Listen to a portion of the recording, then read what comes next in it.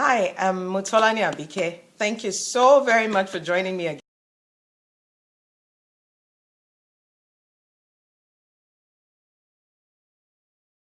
this week. On Friday, I couldn't just get myself online to talk with you and just share with you. Today, I am going to talk to you about something so dear to my heart. As you rewrite your story, I'm so grateful that you realize that where you are can be better. Some of us are stuck. We love where we are. We just don't want to rock the boat, or you don't want people to think of you negatively. So you're just sitting there and you're just saying, it's okay, life should be. It would happen whichever way it goes. I want to share with you today on the need to rewrite your story with your words. Your words matter. I have learned a beautiful principle in life, which is when you can speak it, it will happen.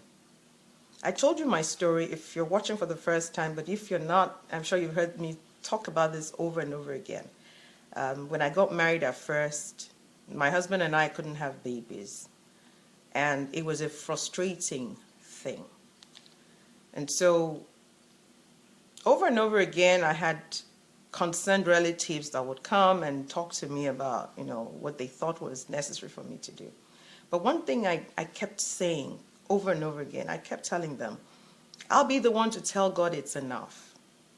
Here was I, a woman who wasn't having children, was having miscarriages, in fact.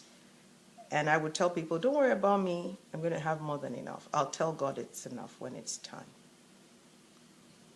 I want to explain to you that those words you speak on a day-to-day basis, when you're confronted by challenges, it's more potent than anything you can imagine.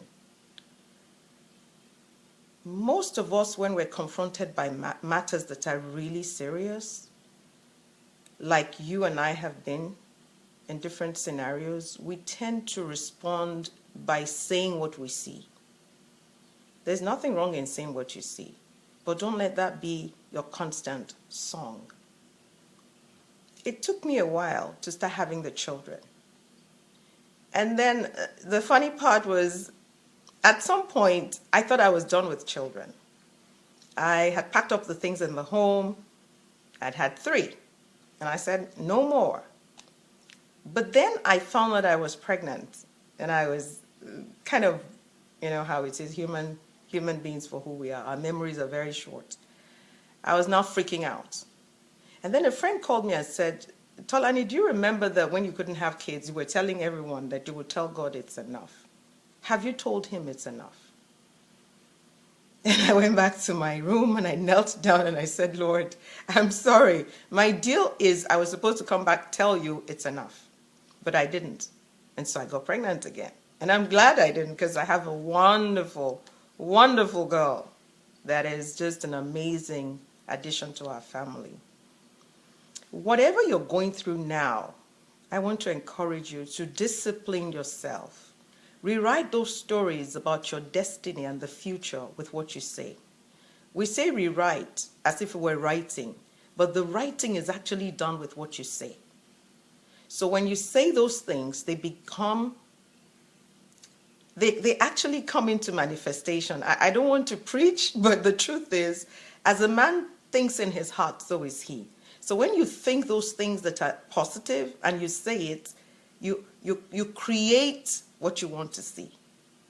Don't fall into the trap of saying what you're looking at now repeatedly over and over and over again. The danger in that is that you would have a negative environment. You would have a negative feedback. God respects faith. The more you speak in faith, the more you see faith create for you what you want to see. You have a few more days to the end of 2016. I want to challenge you to, every day, say something that affirms you to yourself. Say something that makes you feel better about where you are. Create what you want to see. Rewrite your story with your words.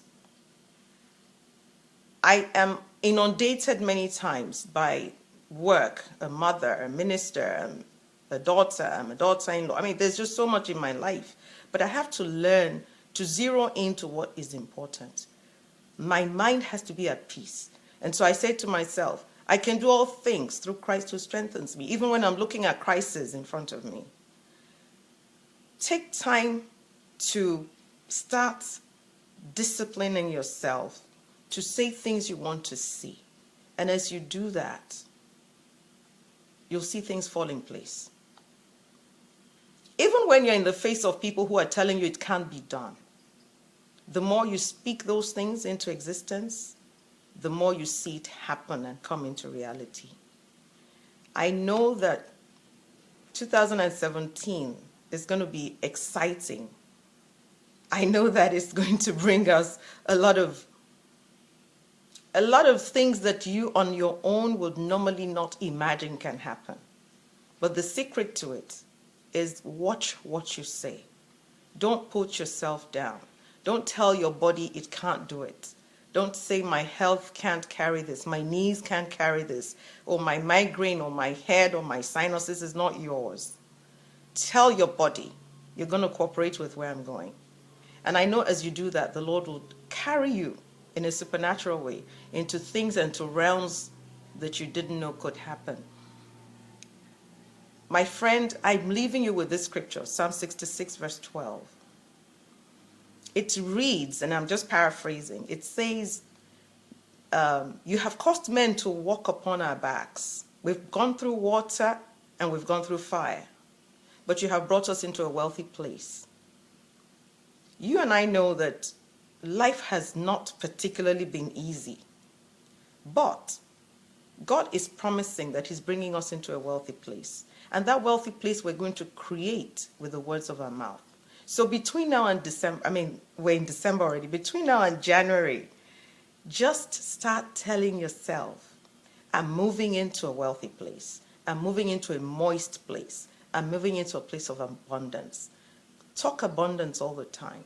Talk fruitfulness all the time. And you will see it happen. May God keep you and bless you. Until next time, I appreciate you.